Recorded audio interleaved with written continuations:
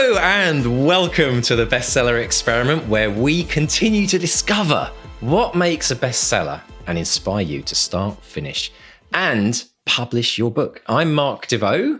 And I am Mark Stay, and this show is brought to you by our supporters on Patreon and the wonderful people on the Bestseller Academy. Without their support, we simply couldn't keep this going. We really genuinely couldn't. So if you want to support us, if you want to get involved with the Academy, let's talk about the Academy first, because it's just wonderful. If you want to learn, whatever level you're at, you're just beginning or you're published, we've got all sorts of people there finding their own way to publication, finding their own way, their own journey, making their own journey to discover what kind of writer they are. Pop over to academy.bestsellerexperiment.com and check that out. And then pop over to bestsellerexperiment/support if you want to check out Patreon. Get all sorts of fun stuff there, not least nearly 100 deep dives. We're rapidly getting towards that on the deep dives, and got some interesting stuff lined up. So quite the encyclopedia, isn't it, Mr. Stay? It's amazing over time. I mean, we always joke about 5+ years of the podcast. I mean, we just do one episode at a time. But when you stand back and look at it, you think, blimey, that's a lot of hours. It's a lot of hours that's happened there. But yes, welcome everyone. Hi, Mr. Stay. How is everything with you this week? It's a bit quieter this week. I haven't got anything recorded by Dame of the Realm or anything, which, I could get used to it having one every week, but no, But what I have been doing, John Wright and I, director of Robot Overlords and Unwelcome, we've got another project on the go, and it's about to go out. So we're doing that thing where we're putting the script on a big screen, we're reading it out loud, we're going through it line by line. We call it our collabo read.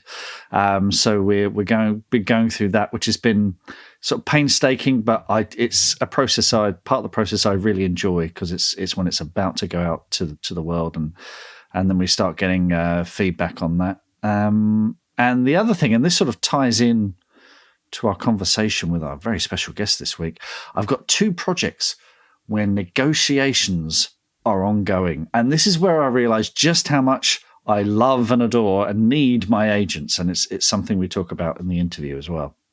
Brilliant stuff. And actually, talking about multiple projects, one of the really fascinating discussions I had this week, we had an academy coaching, a life coaching session in the academy, actually the first one of the year.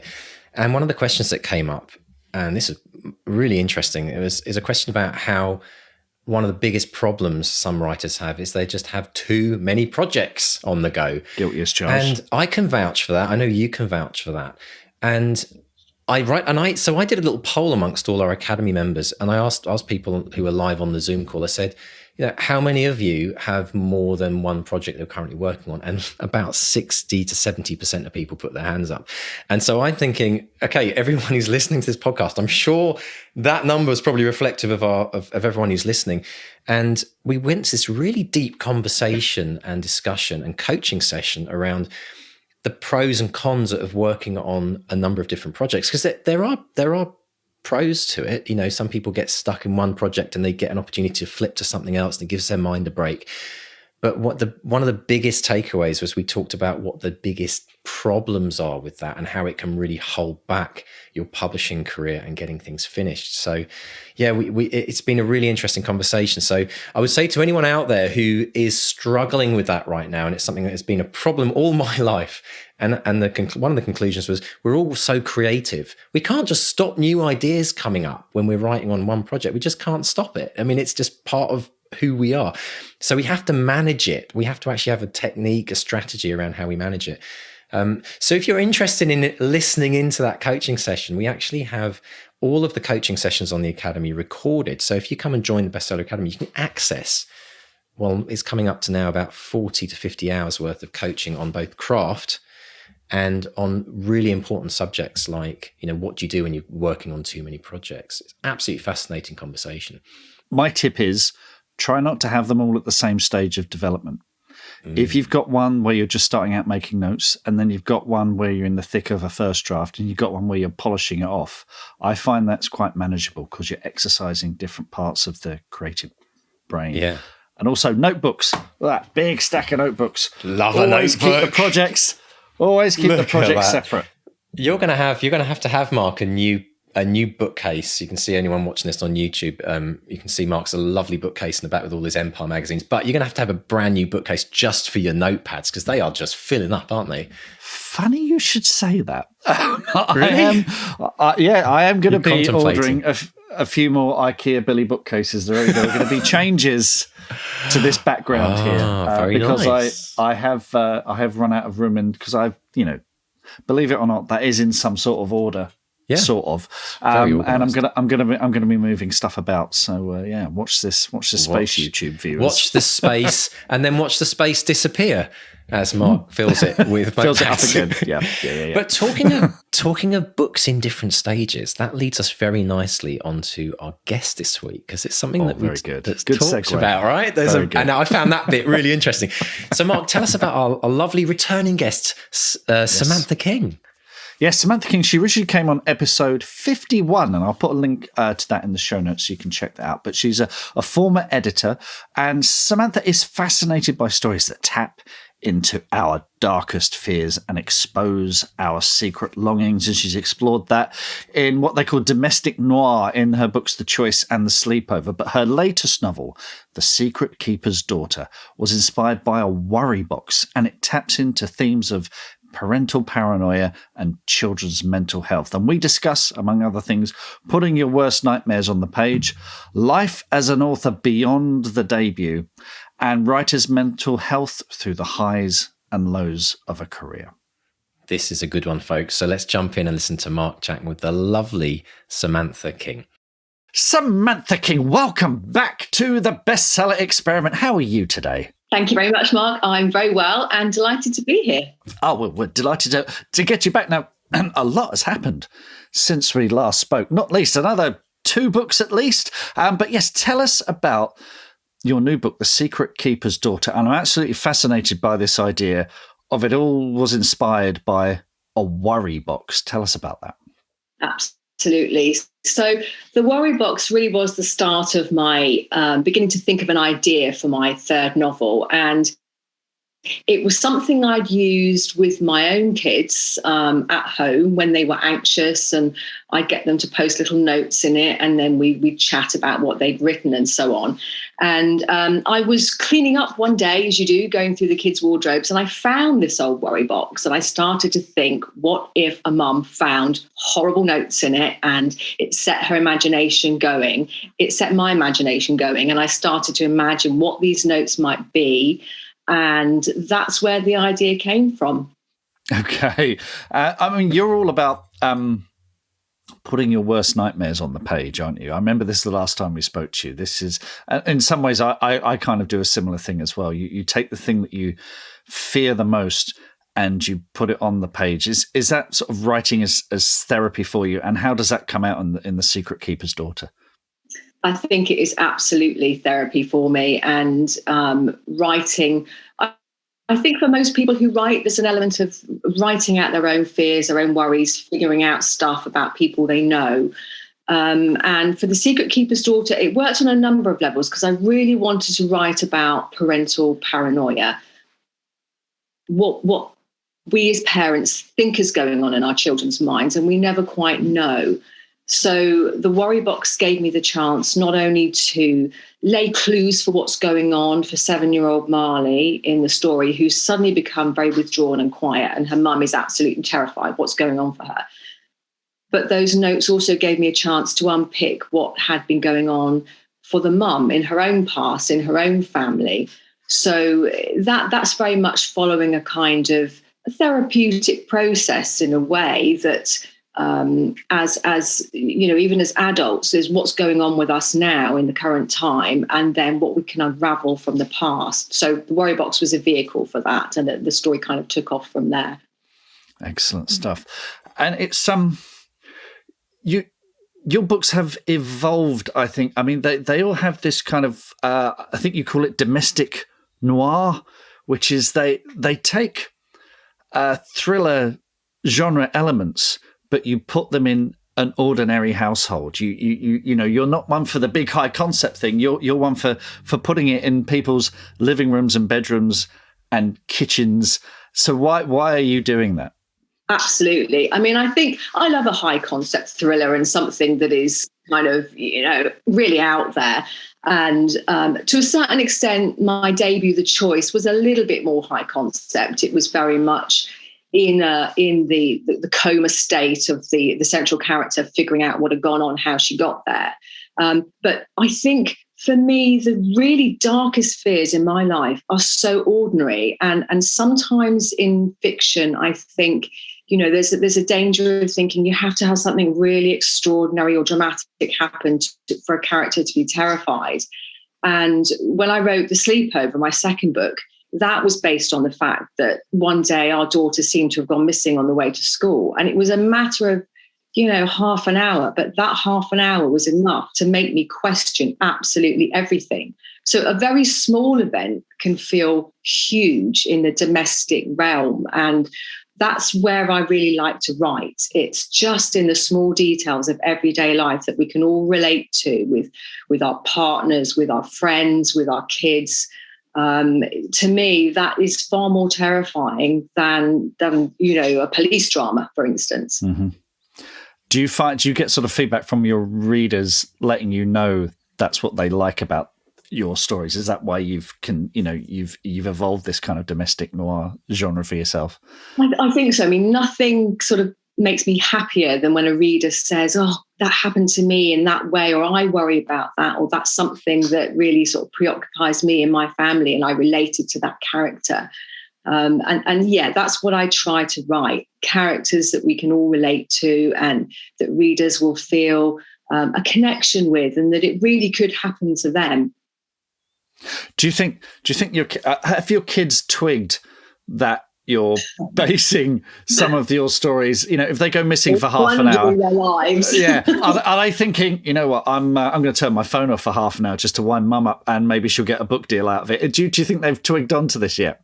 We do talk at home about my books and what I write about, and they know that I'm kind of inspired. I think, again, sometimes I've asked them directly, particularly when I'm writing about teenagers, what do kids talk about? What, try to get the lingo that they use, me, but the slang that they speak, to try and get that authentic voice. But they don't read my books, and I think that it feels a little bit cringy and a little bit too close for comfort. But I think it's inevitable. I'm writing about family life. I'm writing about the kids. And actually, I have to say, now they're teenagers, there's so much going on. There are stories that I could write that I don't think anyone would actually believe. It's incredible, the material there. But yeah, I'm respectful of the fact that it's their lives and their friends' lives and our family life. So it's all fictionalized. Good. You don't live in fear of the day that they will read your books? Because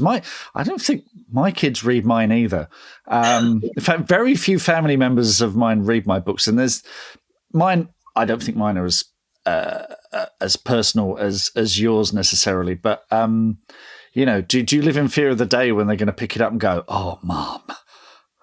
I do. I do. To be honest, it's they are personal, and I don't write kind of love scenes. Gosh, can you imagine your kids reading? I mean, obviously there are people that do, but it does give an insight into how I am as a mum. And in a way, I do sort of feel that my books are almost love letters to my kids. I always mention them in the acknowledgements. I always acknowledge that they've inspired me, that I write because of them and I write for them, and they are right at the heart of everything that I do. And not every book will be about parents or being a mum or that kind of thing, but certainly the emotions I've had as a mum have been the most impactful on me in my writing. And so, I give credit to them for that. But at the same time, it will be embarrassing when they read the books. You just reminded me there's a sex scene in Back to Reality that I'm dreading them picking up. Anyway, that's enough of me. Like I said, it's been a long time since we spoke. Episode 51, folks, and I'll put a link in the show notes so you can go back and listen to our first interview with Samantha. A lot has happened. You've changed publishers. It's always really interesting to circle back to authors, particularly if we spoke to them for their debut, because I think there is a thing, certainly a lot of listeners will think, great, I'll write one book, I'll get an agent, I'll get published, and off I go, and it's all, plain sailing, it's all, days of wine and roses. It's, I don't think for any author it's like that, frankly, but it'd be interesting That's what I thought. and you worked in the industry. So.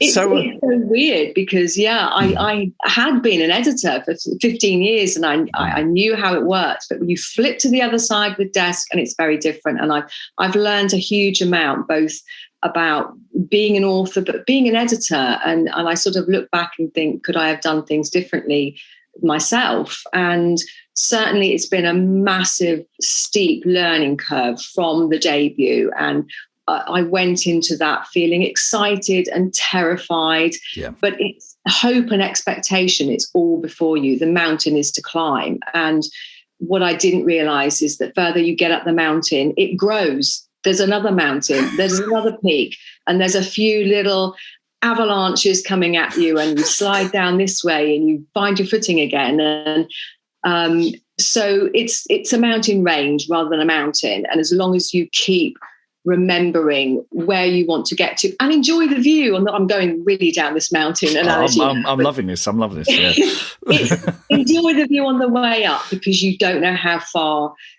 Don't look down. Don't look too far up. Keep your eyes on your feet and just keep going one step at a time. Excellent. No, I really like that. It's when you get the sort of the slings and arrows, when it's not quite the dream of what you think it might be. And I'm talking to author friends at the moment, and things, people are saying, oh, book sales are up, book sales are great, but 80% of those are probably Richard Osman. The rest of us are kind of, trying to make our way. Bookshops, I've had, one launched in lockdown, another launched when I had COVID, and it's you're constantly plugging away out there. It's sort of that staying positive and sort of thinking of your own mental health. How do you do that on moving the mountain metaphor to one side? How do you keep writing every day? How do you keep perspective and motivated?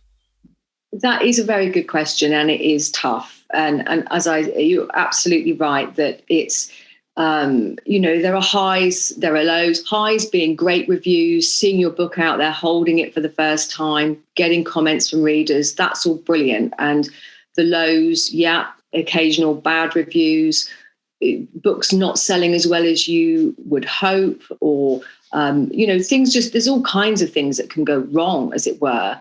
But it's holding on to why you write. I think that's the key. Remembering the pleasure of the process. And it is a process and it is a journey, and it's your journey, because the other thing that I found that I didn't really realize was the impact of social media going into being an author. When I worked as an editor, we didn't have social media. Everything was word of mouth or in person. And now the power of the internet and going on Twitter and seeing somebody else selling 10 million copies or whatever, it's that compare and despair. And you have to put it to one side, and you have to remember, this is why I write. I write because I love to write. And what comes of it is fantastic. And if I have days when I feel despair, I switch off the internet, I go back, I reread what I'm writing. I might read a book by another author that inspires me, and I remember, this is why I'm doing it. But it is tough, and I don't think it gets easier, because with every single book, you are starting at the bottom of that mountain again. And every author hopes for the lucky breakthrough, the book that's going to capture the bestseller lists or whatever. But you have to almost think small, dream big. Just keep focusing on what you're writing. But I struggle with my mental health. I think all authors do. You are home, you are isolated, you are susceptible to self-doubt, paranoia, despair. Why do I even do this? So there's a lot of self-talk that has to go on, I think. Just keep focused on the writing. Yeah, I think we had I think both Sarah Pinborough and Joe Abercrombie have said the same thing to us on here, which is it's not a zero-sum game. Just because someone else is doing well, it doesn't mean that because of them, you're doing badly. And I think there is this thing, we're in competition, it's a race, we've got to get, especially with charts, we've got to get to top of this chart, top of that chart. And I appreciate the irony of saying this on a podcast called The Bestseller Experiment, but it's not about, in the end, it's not about chart positions, is it? It's about reaching those readers, and it's about exploring the ideas that scare you, as you said. Yeah, I agree. And I think that when I was first offered my first publishing contract, it was an absolute dream. And I was so excited. I felt such a privilege to be published. And, on days when I feel, oh, it's not going so well, or could it be going better? I always come back to that thrill that my books are out there, other people are reading them. And it is a privilege. I do feel lucky for that to have happened. And that's what I always come back to and try to remember. It's not a race. It's not a competition with other people, with other authors. It's about almost competition with yourself. Can I write better each time? Can I do something different each time? And striving for that rather than worrying about some kind of imaginary finishing tape that everyone's got over first. Let's talk about some of those bumps in the road, though, because your second book, I believe, was published during lockdown, which is a challenge, which a lot of us faced. I mean, I had it, a lot of authors we've spoken to, but that, and of course, you write about fear of the unknown, and your book launched in the middle of a big unknown. When was this thing going to end? How does it change? What were the challenges you faced launching a book in lockdown, and how did you overcome them? Yeah, I think it was just the kind of silence of it. The book came out, it was in paperback. Just nobody saw it. It didn't go anywhere. And so it was a sort of a fizzle and rather than a bang. And it was hard when you've worked really, really hard at a book and you want it to go out there. You want people to read it. You want people to find it and see it in a shop. I never saw it in a bookshop. I just kind of went out, and although readers did find it, they found it online, they found it on Amazon and so on, and it was all fine. But I knew that the sales would take a dip, and it all felt like, well, that's nothing to do with me. I've done the best job that I can, and it's gone out into the world, and the world has turned against me. So it was hard, and I almost had to just turn my attention to the next book pretty much immediately. And I did so by actually, in conversation with my agent for the third book, I did change publisher. We went down a digital first route. All my books have been published in ebook as well. But with The Secret Keeper's Daughter, we had a really strong, HQ gave it a very strong digital online focus first. So it felt like I was playing into the new world order with that and going with the flow. So for me, it's my words getting out there, whether they are digital or physical. So that was the sort of exciting thing that I held on to. But there's no doubt that for so many authors, not being able to see their books in the bookshop, not going to events, it was the void that we all felt at that time. It was very hard. Let's talk about switching publisher, because that can be, again, it's something we don't talk about enough on the podcast, I don't think. Because again, you assume, I've got a publisher, I'll stay with them to my dying day. But of course, you look at the track record of a lot of authors, they will jump from one publisher to another. There'll be different opportunities. What was you were Piatkas for the first two books, you were with HQ with Secret Keeper's Daughter. What was the attraction with HQ? Was it the digital first thing? Was it the editor? What drew you to them? It was a combination of things. I think my writing was changing, going from more thriller, darker edge, harder edge, psychological to suspense to a more emotional feel. And I felt I was ready for a change. I felt the digital focus, the energy that HQ have is phenomenal. And what every author looks for is that editor who is going to be really passionate about your writing and really get what you're writing. And I immediately felt comfortable with my new editor, and she just we clicked in terms of what I was trying to write about. And that was really enticing, because you are on your own writing. You need that creative partnership. And when you feel that there's someone on your side who's really excited for what you're going to write, that really means a lot. And that's kind of how it came about. There were other strategic discussions with my agent, and this would be a good place for you and a good time to move. So it was a combination of factors, but I immediately felt at home with HQ, really welcomed into their energy. But yeah, absolutely. When I signed my first deal, I thought, this is it. I'm set. I'm a very loyal person. And not someone who embraces change massively. So it was hard. It was strange. But yeah, absolutely. In for all authors, it's not one road. There's paths coming off it left, right, and centre, and you have to learn to be open to those. I think you're right. I think when we first get published, we're so grateful. There's so much, someone's publishing me. We don't necessarily always think what's best for us. I think it's we're so desperate to be loved and to be accepted that we think, oh, this is great. And sometimes, things don't turn out as well as you might hope with a publisher, or you might think, oh, I could be doing better, or something's not quite gelling. So you do have to be a bit tough sometimes. And this is why we have agents. I do say to people, your agent can be the bad guy for you. They can go in there and have those difficult conversations. Not that you need to hide behind them or anything, but that, they negotiate on but that's how they earn their, 15% or whatever. Exactly. So it's, it become, and if you're doing this full time as well, it's one thing when you're, excuse me, when you've got a day job and you've got other income coming in, you think, oh, this is kind of a hobby or whatever. But when you're doing this for a living, you're thinking, if I don't start earning money, I can't pay the mortgage, or we don't eat, or suddenly, we're reliant on something else. So you have to get a bit hard-nosed, don't you? Which is quite a tough transition. If, like me, you're a lily-livered, softie who wants to be liked. Yeah, and that, I think, is the dichotomy at the heart of that relationship between author, editor, and publisher. It's a business. Publishing is a business. Your editor is really caught in the middle of that, because they have to make money for the publisher. They have to help the author develop their writing. So on the one hand, you want to build that friendly, close, trusting relationship. On the other hand, you're aware that you're not friends in that sense, that if they need to make business decisions, they will. And if you need to make business decisions, that's really hard to say, as an author, you will. So it is that sort of mixture of, publishing is a creative, friendly, personal industry, but it is an industry, it's a business.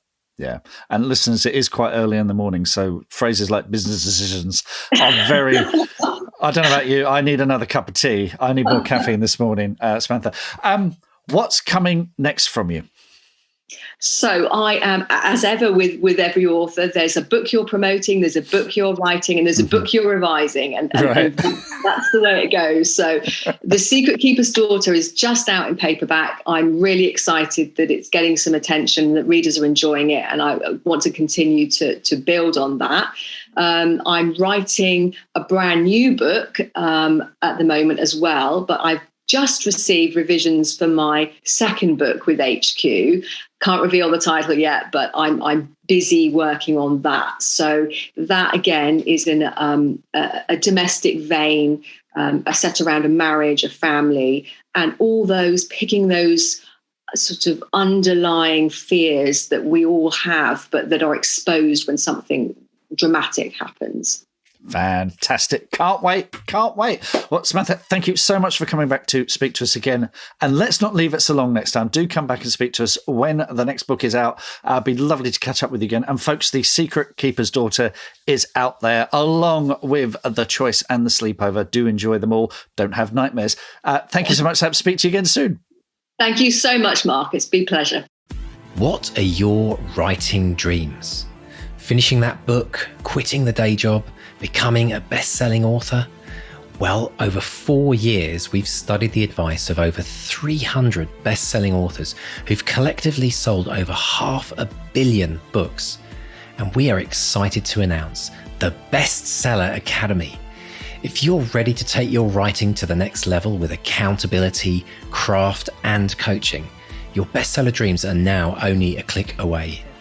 To find out more and apply, visit bestsellerexperiment.com/academy. That's bestsellerexperiment.com/academy. This may not surprise you, Mr. Stay, but in our house, we have the opposite of a worry box. We have something called a gratitude box.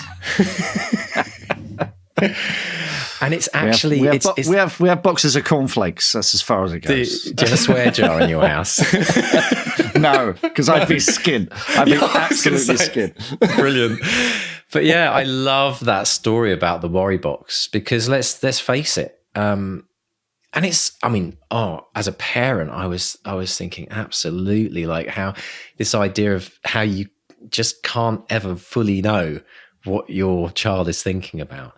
And I think what I love about what Samantha was talking about there is the way, firstly, she connected this idea of a worry box to bringing out our worst fears, because that's a great, and it's obviously a great way of putting them out of your head as well and putting them into a worry box. But then how she took it to like the nth level by, taking something that was something that she used in the family and then thinking, right, the classic kind of question we often ask, what's the worst that could happen, or how challenging can we make this situation for our protagonist? I think it's just a genius way of coming up with a storyline and something which has got so much substance as well. I think what she does so brilliantly is she takes small domestic events and makes them feel huge and makes them all relatable. And this is for writers, it's really interesting to have a conversation about stakes. They don't need to be earth-shattering. They don't need to be world-changing. They just need to be relatable. You need to, make the stakes in a way so that we think, gosh, that could happen to me, or at least understand what the protagonist has to lose from that. It's interesting that and if you're writing something in a domestic situation, if someone's, if one of your member of your family is facing torment or death or some kind of, mental health trauma, that's all very relatable. But even if you're writing genre fiction, if you're writing stuff with dragons and spaceships or whatever, you've got to make those stakes relatable in a way that the reader can. I love Marvel's recent TV show Hawkeye, and it wasn't the big adventure that I was hooked by. It was the fact that he promised his family he would be home by Christmas, and whatever he did, he kept, every episode said it's going to be one more day. I have to defeat this criminal. I have to help this person, and I'll be home for Christmas. And that is something we're not one of the Avengers, but we can all relate to that, letting down the family. My gosh. Yeah. It's what it really boils down to is it boils down to tapping into the human condition, regardless of the world you're building or the situation you're in. Because as a parent, I totally get it. Like, as your child kind of moves, say, into kind of the beginning of teendom, things change. And when you first experience that as a parent, like let's talk parenting for a second. Like, go back to that time when your kid did something which was the first time one of your kids had done that, and you were absolutely horrified by it. I mean, right? How long have you got?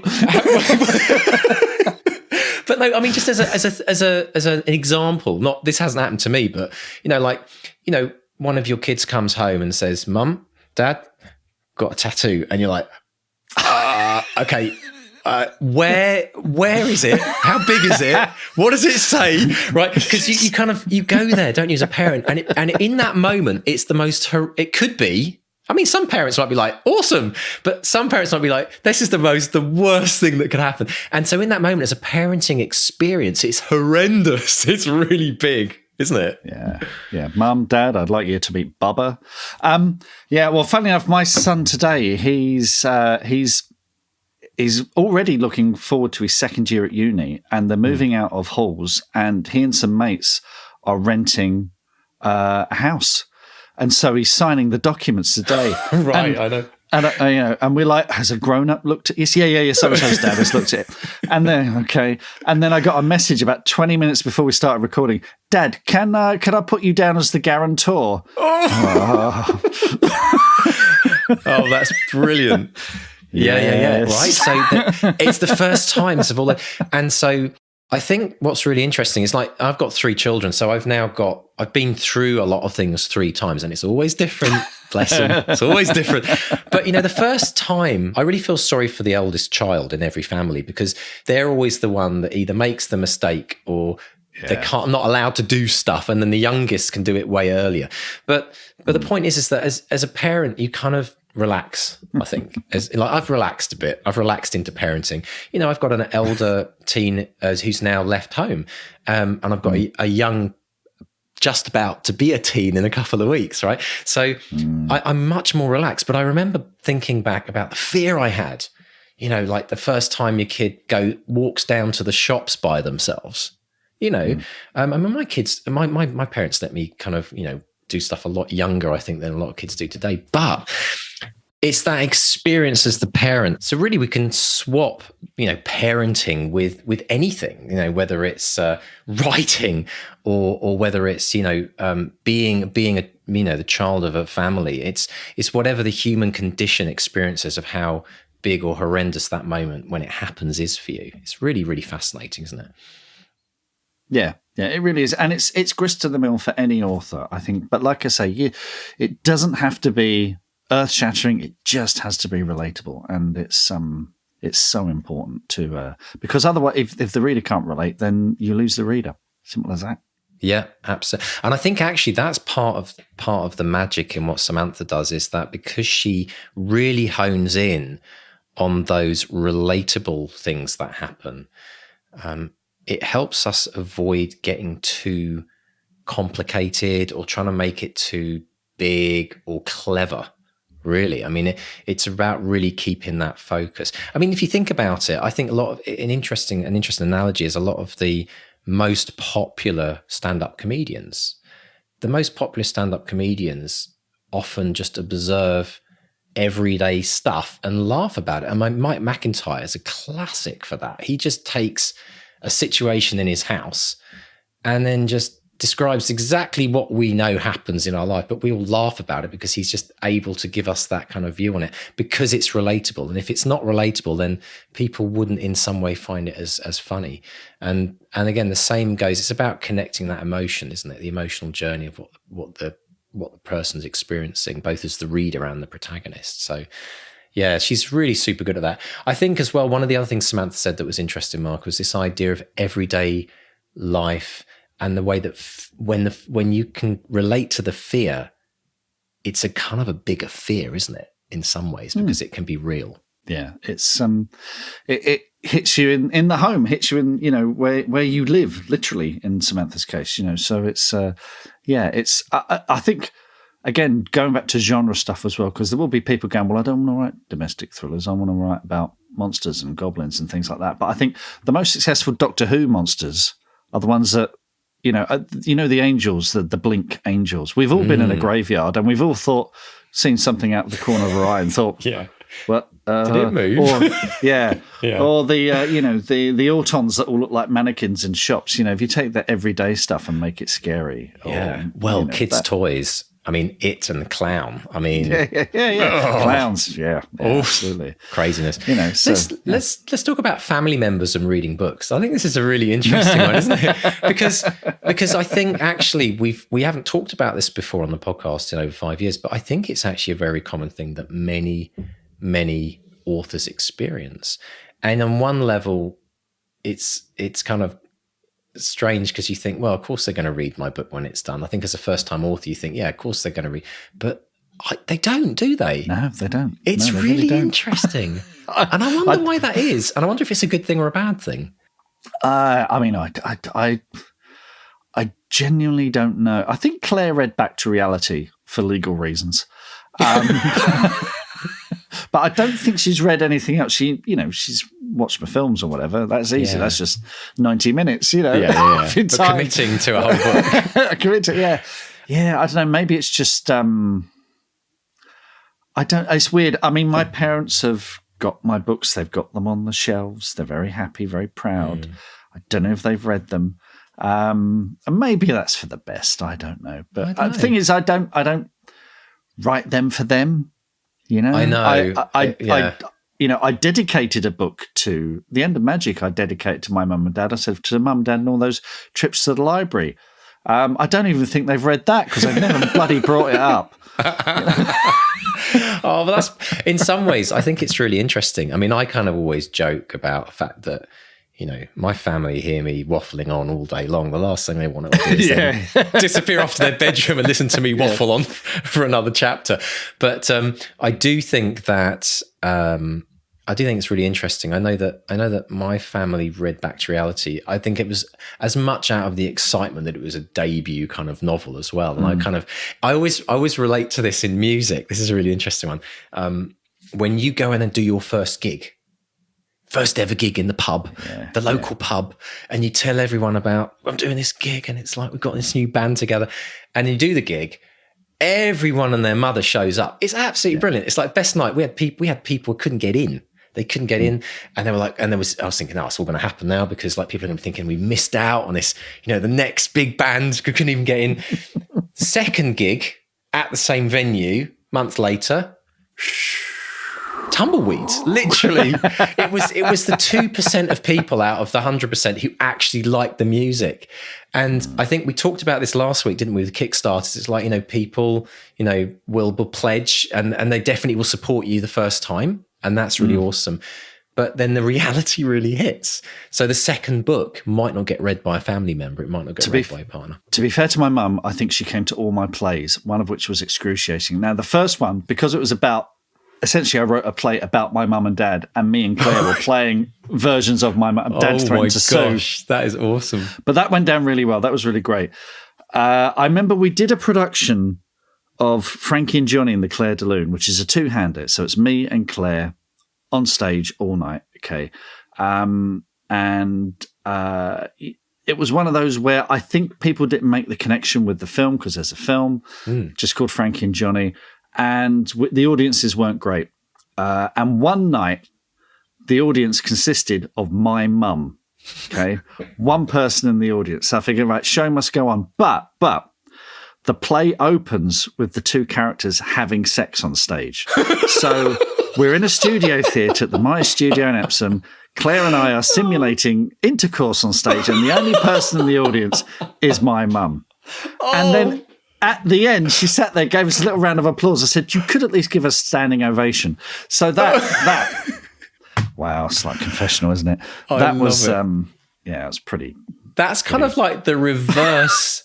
That's the reverse situation that usually happened to me. Basic Instinct, 11 o'clock at night, 16 years old, whatever it was. Parents had gone to bed. Basic Instinct was on. I whacked it on. I thought, I've heard all about this. This is a bit saucy, a bit steamy. Of course, Dad had forgotten his glasses. Comes back down into the living room. Puts his glasses on. He's like, "Whoa, hello! What's going on here?" But to have your parents sitting in a theatre watching you, it's like, I love it. There's definitely a story in there somewhere, isn't there? It's therapy in there. I don't know about that. Well, I see. That's why I pick music over theatre, Mark. That's all I can say. I don't mind my parents seeing me thrashing my guitar, but certainly not. Anyway. But moving on, one of the other things that Samantha mentioned that was wonderful was this idea about the mountain peaks, climbing that first mountain. It's a very good analogy, and we hear that a lot, not just in book writing, but in lots of things in the world where you're trying to climb the ladder of success. You get to the top of the peak, and you see this wonderful view and this massive mountain blocking out the sun. And it is a bit like that, though, isn't it? It's a bit like that. Yes, and, you know, if you're going to have a career in this industry, you have to keep focused on the writing. As she said, keep focused on the writing. You have to enjoy the process and live in the moment. I know we're all about setting goals and thinking about dreams, and those are great, and you put them up there. But when you're writing, you have to live in the moment. You have to enjoy what you're doing right here and now. You have to, for all the ups and downs, and sometimes it's hard, sometimes it's great, but you have to enjoy the process. You have to enjoy digging away and climbing the mountain or whatever. Yeah. Because if you think it's all going to be fun and games, it's not. Some days are going to be worse than others, but it's worth it when it is fun. But yeah, live in that moment. Yeah. Tapping the keys, writing in your notebook, whatever, however you do it. And it's also about stopping and enjoying the view wherever you're at, and that's what we do in the Academy, this idea about celebrating and sharing your wins. So each week we put out a newsletter which talks about all of the wins that everyone in the Academy, big or small, like what is a win to you? It doesn't matter if it's tiny, but for someone else, it might be a massive thing for you just to be able to write 5 days in a row. And so this idea of stopping and celebrating and acknowledging that we are making progress. But I do think a really good analogy of this climbing the mountain is sometimes we're not ready for the next big mountain. If we try to climb that first, we would, it could be all kinds of disasters happening. But I think sometimes it's about climbing that mountain that you can see in front of you, because it gives you the strength, it exercises those muscles, it gets you fit in some ways to take on that next bigger mountain. And it doesn't feel any harder when you do the bigger mountain. It's just that you've been working away and you practiced it. So I think as well, it's good to remember that every step that you take up that mountain, you are getting fitter, you're sharpening the saw, your prose is getting a little bit better every day when you're working at it. Your storytelling chops are getting a little bit better every day that you work on the plot. So it's worth remembering that today, if you've written, you've added something to your journey as a writer, and it's always important to remember that. But yeah, it's good to recognize that it can be a bit daunting when you get to the top of one and you see another one right in front of you. Absolutely.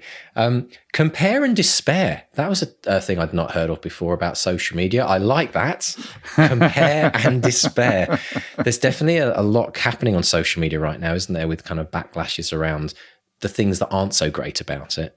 I'm done with Twitter. I mean, I schedule stuff at the beginning of the week for the podcast, and I pop in a couple of times a day, and it's like opening a door and everyone's yelling and screaming and throttling each other, and you go, hello, and then you close the door again and get with your life. I don't want to be in there anymore. I'm so done with it. But weirdly this week, though, because of the Julie Walters thing and everything, I've been getting people saying, oh, well done. Okay. So I get notification, I pop in, I say, thank you very much.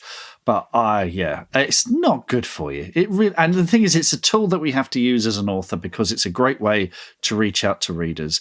But I just can't spend. If I go in there, it's for 5 minutes at a time. That's it. I did have a bit of a rant about it actually in the life coaching session this week, where I said to people, we should be careful not to bash.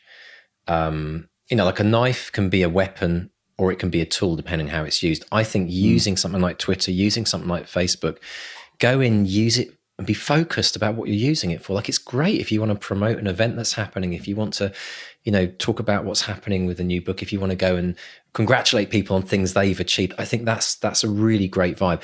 Obviously, there's the other side of it where everyone's kind of arguing and one-upping each other. Just have to avoid that. And it's no different from life. You can go into a pub where everyone's really friendly, and everyone's like welcoming, or you can walk in the pub and everyone does that Mark, stay, turn and look. And give you that look, right? He's talking about the trailer. The trailer, yeah, sorry. The trailer for his new movie. If you haven't seen the trailer, go check out the stairs. It's like, I fear walking into that pub because those pubs do exist. And you walk in there and you think, oh, I'm not from these parts, am I? And it's like... The difference is, in a pub, you can have a nuanced conversation. You can't do that on social media, not anymore. There's so much, it's either black or white, you're this side or that side. It's Sharks versus the Jets, and it's not a place for grown-ups to have a conversation. So I'm kind of like you, I put positive vibes out there and then shut the door and get on with my day. Be the social media platform you want to be in the world. It's like, only say nice things, only be good. And if there's stuff that, it can be very disheartening when you get stuck into one of those kind of... It's funny, spats. Someone liked a tweet of mine from like 2012 or something like that, and it was quite a snarky comment. And I looked at that and I thought, oh, gosh, I'm not that person anymore. Interesting. So I paid for a service that deletes your tweets. So anything more than 2 years old, gone. Really? Because there's a part of me thinking, I've probably made some really snarky comment about something or someone in the past, and I don't want that to come back and bite me in the arse. So all gone. All gone. Interesting. And, I recommend. I hope you've archived them locally, though, for your anthology when you're in your 80s. Nope. That would be all an good. interesting. Well, the thing is, it is utterly worthless.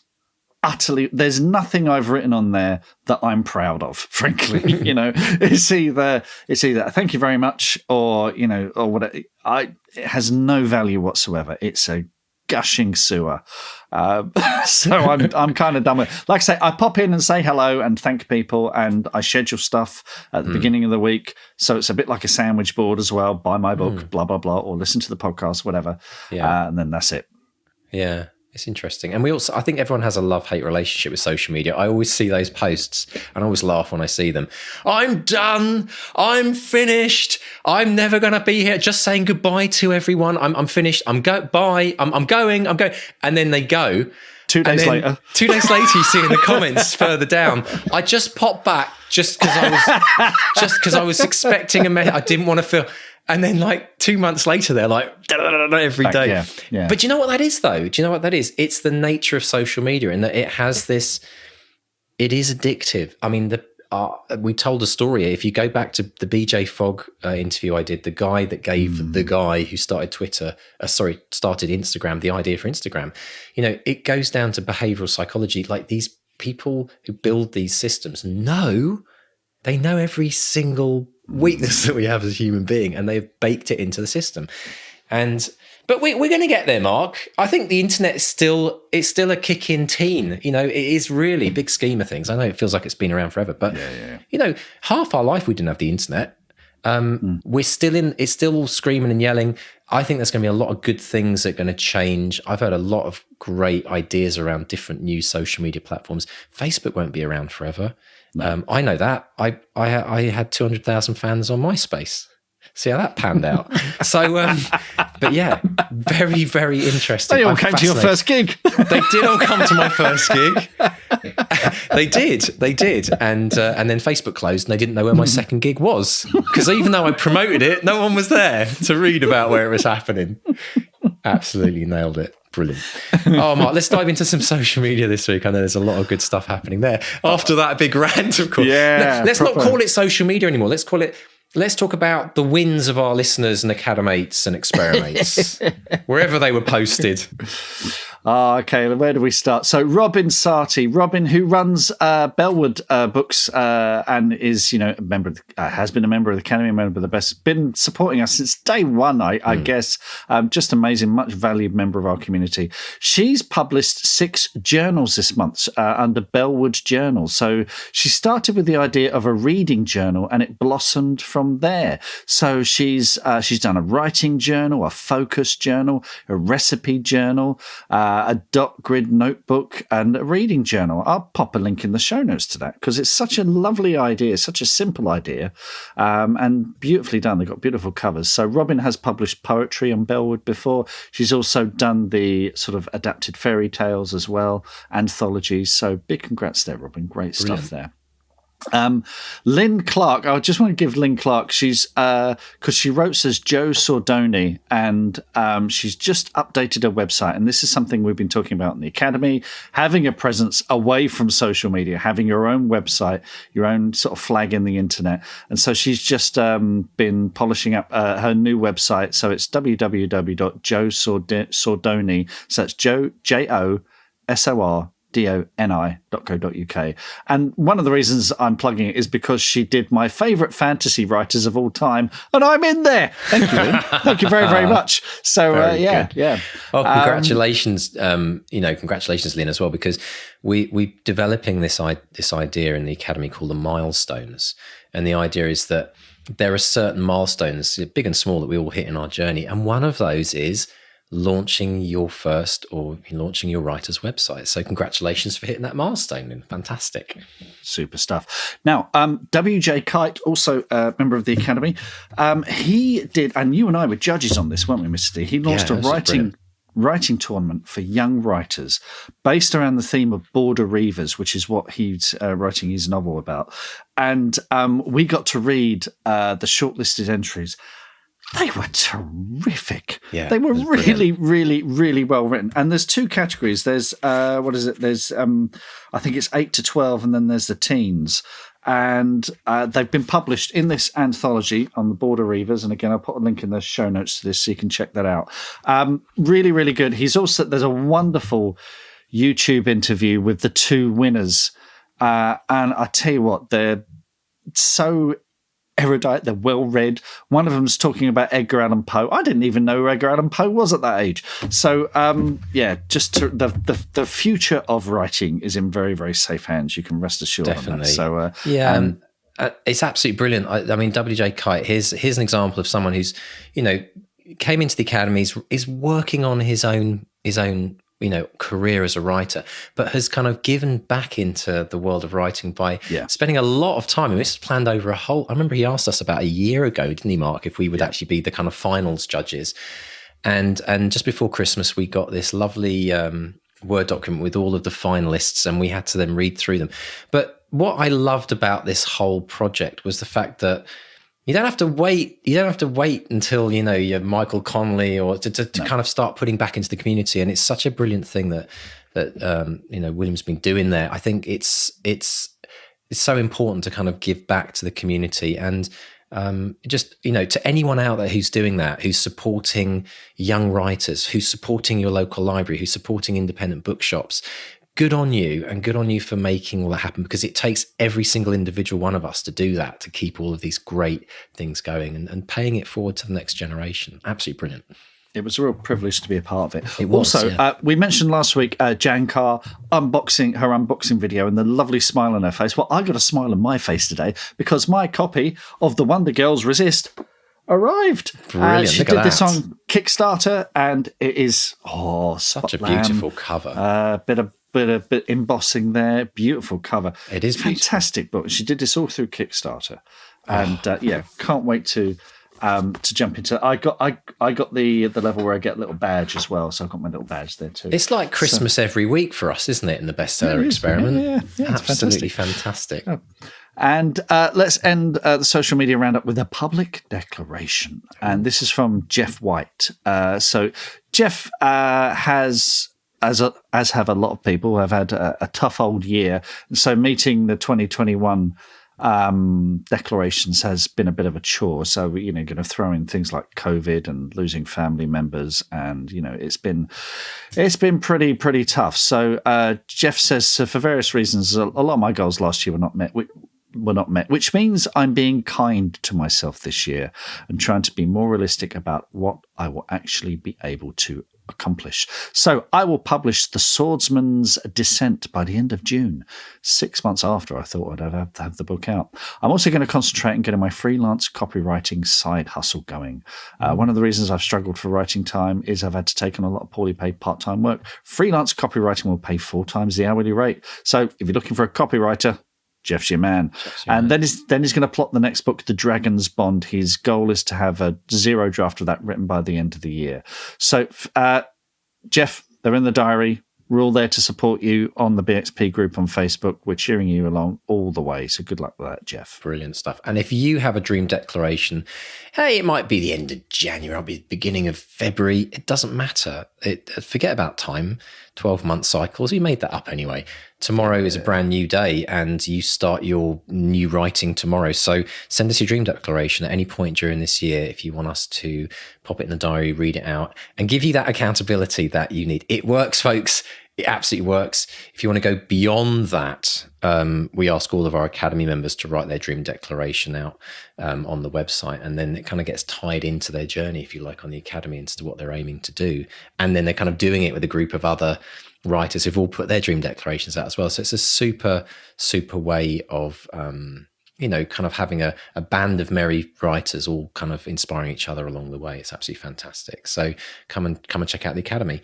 Mr. State, I hope you have a fantastic week this week. Thank you. You too, sir. Feels like we are now fully well and truly into the beginning of this new 2022. So much adventure awaits us down the road. And hopefully everyone out there's keeping healthy and well, and make this a good writing week. And, in the words of Jeff, be kind to yourself. Be kind to yourself. I think that's a great thing. So how can people find out and get in contact with us, Mark, on socials and email? You can find us at Bestseller Experiment on Facebook. Twitter and Instagram is at BestsellerXP. And pop along to the bestsellerexperiment.com. There's a contact tab there. You can drop us a line. Big thank you, as always, to our editors, Dave and JD. And if you've enjoyed this podcast, do please give us a rating, subscribe, rate, review. Tell your writer friends, tell your writer groups, send them in our direction. All are welcome. Brilliant. And if you'd like an email every week about our latest episode and what you're going to learn from it, then come along to the website, bestsellerexperiment.com, click on the newsletter button and sign up, and we will send you a link to all the different ways you can listen to the podcast. And I will also ask you folks, if you love this podcast, if you absolutely have found it useful, please tell a writing friend or 10. It's how this podcast has grown to one of the biggest writing podcasts in the world, Mr. Stay, isn't it? But we still would love to inspire more people and pay it forward to the next generation, get people listening to the Bestseller Experiment. So please put it out there. It's just occurred to me, you said be kind to yourself this week. And on Friday, this might get us a few more listeners to the podcast, I'm doing an in-store live event with Ben Aronovich. I'll see you I'll report back and see you on the other side. Oh my goodness. That will be interesting. Waterstones Canterbury, all sold out, completely sold out. Yep. Mr. Ben Aronovich. Well, it's what? Fun. It's going to be fun. and if you get a little jar, mark on the side there, and what everyone has to put in £1 or £5 every time the words draft is mentioned, I think we'd be millionaires, wouldn't we? It'll fund the podcast for a year, wouldn't it? Exactly. That should be our new Patreon campaign. All right, folks, if you don't know what we're talking about, go back and have a listen. Ben Aronovich, probably the most fun we could have with our clothes on. And I think actually the most voted, the most popular episode ever. Pretty much. So go check that out. Go to the website. It's on there, Ben Aronovich. All right, folks, have a great writing week. And it's a goodbye from Mark 1. And goodbye from Mark 2. Goodbye.